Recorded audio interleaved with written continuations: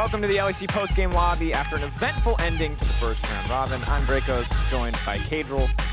Surprise. Surprise! How many times are we going to change set? You can see us. We can move over to the other side. We can move back here. Give you the whole Drakos. We could run up to the Euphoria set for the next clip. We could the whole Drakos Caedrel experience. Of course, Fnatic vs. Excel, the game that we're just coming out of. Caedrel, it was a wild one, and it's also been a very wild day. Thank you to everyone who has watched from beginning to end. Pauses are never fun, but I'm glad that at the end of the day, we did get to see one final hype game of League of Legends. And Caedrel, what were your impressions of that match? Well, I think Fnatic kind of ran it back with the draft that they have, barring the top lane, and their win condition was clear. It's something that's been working for them in scrims, obviously, and they played pretty clean. The team fights were good. Hylissang and Upset, I think, were the MVPs of that game, right? Bot lane was smashing for them, and I think having Samira as your key win condition and then winning lane is like the best thing that can come out of that game. So these 2v2 kills are brutal for the side of XL. I think Fnatic definitely taking their windows very, very well, choosing the engages pretty well, and the team fights especially were super close up until the point when Fnatic got the Infernal Soul. Yeah, and I think what's important to note here is that between the Gragas, the Jax, and the Hecarim, it is very hard to play Samira and to get Samira ult off in these fights because it's cancelable by CC. But what happens is, I think, because Upset is just so far ahead and because these fights are just so scattered, he gets so many good ults off in every single fight. And that's, one, a testament to his ability, but also a testament to how far ahead that they were in this game. Yeah, and I think this fight was the nail in the coffin, essentially, barring the Elder Dragon for the side of XL. I mean, look at Upset. He gets cancelled straight away, but he's 1v2ing the bot lane of XL, then picks up Kryze as well with the ultimate reset. So Samira looking broken in that game. It isn't as strong on live because you don't get that many kills in lane, I'm telling you. And it's been slightly gutted in the patch. Yeah, you can't with dash the E-dash and the base stats. So Samira, that might be the last time we see her in the next couple of weeks if it does go to the next patch. So it's fun to watch, though. It's fun to watch this spin in one shot. Yeah, it's certainly fun to watch. I don't think it's fun to play against.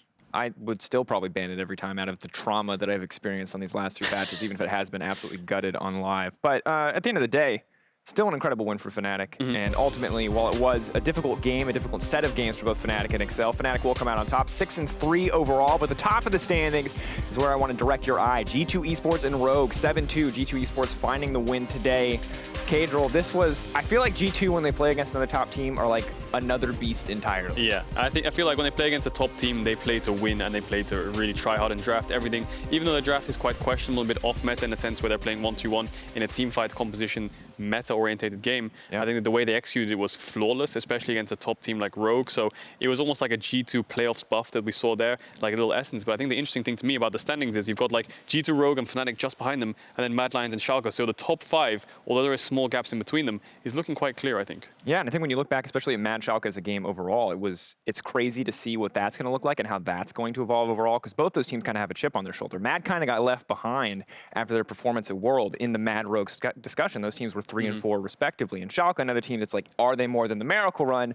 Everyone was ready. You know, they're calling that 4-0. Then they lose to Astralis. Then a difficult game today. Yeah. It felt like Rogue and Mad were in this sprint, and Rogue and Mad almost had different advantages here, but Mad Lions kind of veered off while Rogue kept going, and now G2's in the race with them, and Mad Lions are trying to find their way back, but their path's a lot more difficult, lots more turns than just a straight line direction. So Mad Lions need to find things that work for them. I think today they showcased that they could find things that did work. Yes, the Jace from Armwood did fall behind early in the laning phase, but he was brought back by his team, picked up so many kills, and then in the team fights, man, those numbers were bloody high. 5K and everything. Like, keep in mind, we saw Upset ult multiple times in these early to mid-game team fights. He still only did 3K damage. So to do 5K damage, you gotta be... Jace. Ooh, that's a lot of damage. Versus things like Gnar and all these wombo combo spells that you have to dodge away from. And yeah, big props to Mad Lions for that win. It's pretty huge for them. Schalke slowly on the decline with their loss today, and against Astralis, I believe it was yesterday. So yeah. Schalke need to find their footing as well, but the top 5 is, in a sense, stand out to me. And in the nature of best of ones, of course, it's always going to be very volatile, so we'll just have to see how these teams develop week to week, especially when we get closer to playoffs and these games start to matter more and more. But that said, it's time for us to check in on the key player of the game leaderboard. Rekkles is now in first place, tied with Hans Sama, Treats, Armut, and Bwipo right behind. Ties are broken, actually, by the highest percentage of votes, so Rekkles is currently winning over Hans Sama, I believe. And when you look at this, it adds up, I think. Yeah, I mean, I think those players are definitely the MVPs of their teams, barring perhaps Rogue in a sense that Odo Amne's been popping off a lot. There's lots of memes around him. He's got one. Never getting player of the game, but those are definitely the shining players of each of these teams. And like you said, the playoffs race is just going to be interesting, right? Because we talked about the top 5, but who's going to be number 6? XL is right behind it. SK is trying to climb up there. Vitality and Astralis look a little bit dead in the dirt. Can they bounce back? But Misfits is almost on the edge of like, are they out of it? How close are they? We're halfway through the split now, and these teams, this is the halfway split win rate. Now you need to show up in the next half of the split because that 6th spot is looking quite contested. Yeah, we're not in a situation where any team is 9-0. We're not in a team where any team has or a position where any team has locked a playoff spot already. So everything can change. It's only 9 games. There's another 9 to be played out. But Caedrel, it's been a long day. It's time for us to wrap it up. But before we go, we need a selfie. Now you might notice we don't have a pro player, but what we do have, we have a pro player. What we need in addition to a pro player is someone to take a selfie with. So production.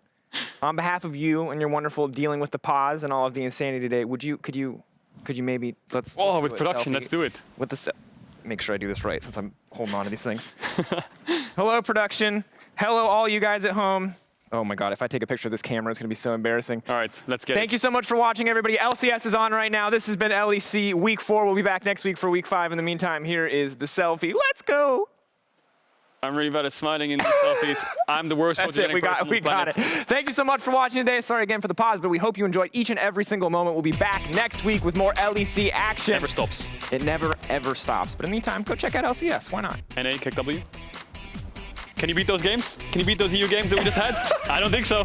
Caedrel, stop. They're already dead. No.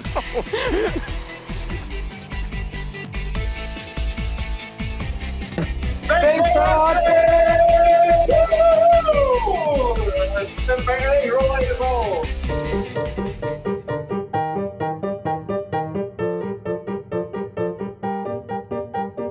The current top team versus the reigning champions. A rematch from the summer semifinals in 2020. Hang on, is the ult in the mid lane? Oh, the ult in the mid lane as Blue uses the realm warp. Is he going to step back into it? He does, and he gets away! Like magic, it's a vanishing act. Blue is Houdini. He escapes in the mid lane. Bucks in the hyper, but still now we've got to trade it by mid lane. Abadagi gonna get snapped back by Humanoid. A little bit more damage going down. That's going to be the ultimate coming out. There's a solo kill. Not enough Humanoid. Oh, baby. There's fighting all around the map, and the control mage is the one who gets the kill. Humanoid solo kills Abadagi in an Orianna Victor matchup, which is super surprising. Arma now on the retreat, but they have to turn this. They have the damage, but no, the CC comes in. It's clutch. They turn right back. That was clean. The turn from Arma, just what Mad Lion needed. That is a huge sleep coming in from Tinks. 3-man sleep. Here comes Treats with the quickness on the side, but Shigenda dives onto the backline. Jetsu with the Kraken Slayer trying to do what he can, trying to kill some champs. We're Kraken lacking on the rift, but he's going to slay the enemy. Double kill for Jezu. Not too much that you can do when Jezu wants to kill you. Nation has come through now for double longsword, excuse me. Has come through for both sides, but that's a 2-man headbutt. Pulverize, that's certainly a good way to get things started. Upset going to be blocking a few projectiles, gets the S-style rank, and that's it. This Samira is so strong, 2 kills already. You can see he's up 1,000 gold at 5 minutes in. We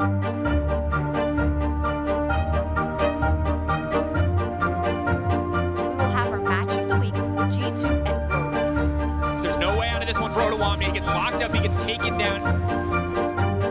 Hans has no flash, Caps is looking for it. Knocked back, interrupted there. The buffer, he's coming through. Hansama goes invisible, but it's not enough. Hansama's still alive, he pulls Caps back over the wall.